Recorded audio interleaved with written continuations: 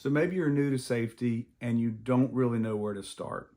Well, if that's you, then you're in the right place. My name is David Sawyer. This is Help with OSHA, where I help busy managers prevent accidents and avoid OSHA because no one should get hurt at work. Now, I've been going through my safety manager guide. You can download a free copy of the safety manager guide at Help with OSHA. There's also a copy of it in the details of this video. But this is a great way for somebody that's new to safety to jump in and to understand where to go step by step. So last week we covered step 1, which was doing a hazard assessment, a safety assessment of your work area, where basically we went through and we looked at what's going to seriously hurt somebody, what's something that could get somebody injured, where have near misses been. This is a great way to understand where the hazards are in your work area. For step 2, today we're going to dive into the accident records for the past 5 years. So let me explain this. When you're doing the safety assessment in step 1, you're putting your own eyeballs on things, you're getting out in the plant, you're talking to people, you're looking at problems with a fresh pair of eyes because you're new to safety. Step number 2 in the manager guide is when you are going into the records. And so there are some key safety records you need to be aware of. There's something called the OSHA 300 log. You might be very familiar with it, but if you're new to safety, you might not have a clue what I'm talking about. The OSHA 300 log is where OSHA recordable accidents must be recorded. So if your company has more than 10 employees, OSHA requires that you keep a record of injuries that happen throughout the year.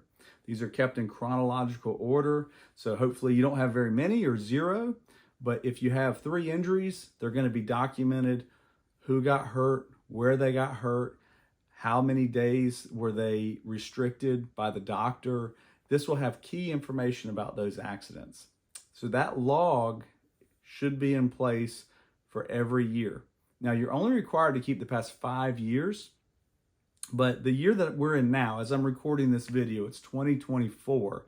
And so if I were to walk into your facility and do a mock OSHA inspection, one of the first things I'd ask for is, let me see a copy of your OSHA 300 log for this year.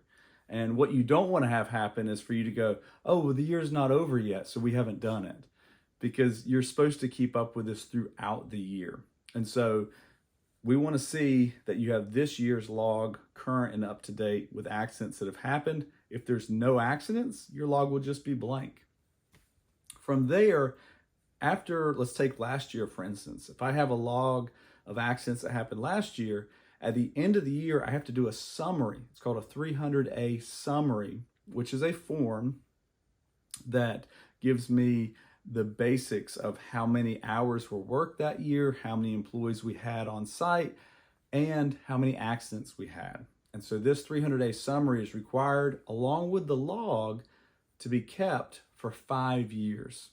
So if I'm recording this in 2024, you should have a log for this year. The summary is not going to be done yet because it's not the end of the year, but you should have a log for 2023, 2022, 21, 20, 19. So I should be able to go back 5 years and I have a log of accidents, the 300 log, and I have a summary page that corresponds with it. So one of the first things you need to do as a new to safety manager is make sure that you have a copy of all of this information. I recommend getting a binder, getting a 3-ring binder and actually keeping it in a binder somewhere near your desk where you have access to it to go back and look at past accidents. You don't need to keep all the doctor's notes or the actual employee information in there. You really just need to have the basic OSHA forms in that binder. That'll keep you in the loop and it'll help your memory because, like I say, I got a good memory, but it's short. It's always nice to have that stuff written down and nearby.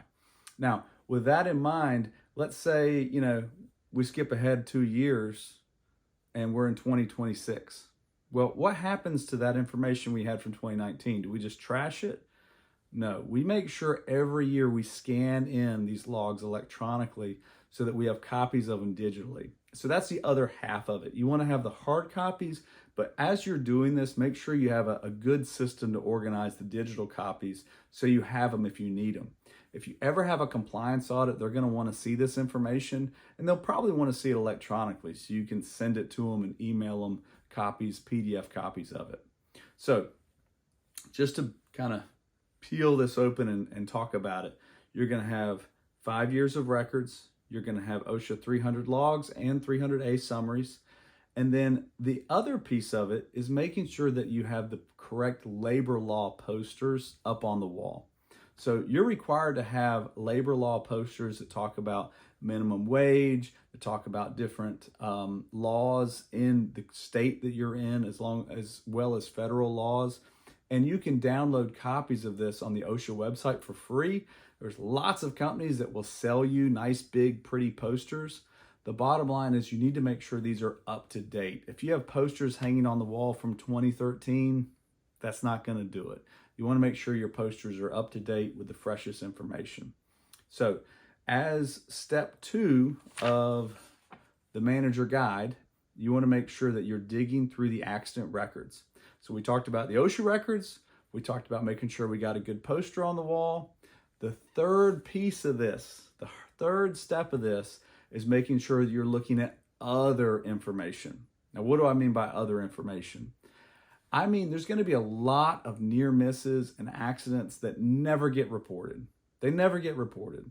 And hopefully your company will have a forum where people can talk about incidents or property damage or even first aid, because a first aid, somebody gets a Band-Aid, that doesn't even have to go on the OSHA log. So there's going to be a lot, most minor accidents aren't even going to be on that log. So we want to go through and make sure that we can dig up any accident records we have that show where people are getting hurt with minor accidents over time, or where there's a near miss. Somebody almost got taken out by a forklift. Somebody almost had, a crane accident. We want to know the almost accidents just as much as we want to know the actual accidents. Statistically, they have proven that near misses, for every serious accident, there's about 30 minor accidents and about 300 near misses.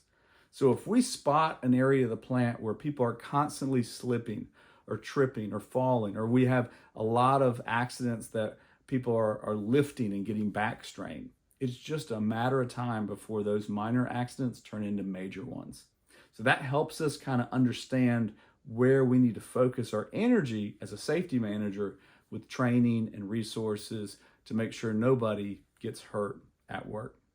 Now, with that in mind, don't forget, go online, download your free copy of the Safety Manager Guide.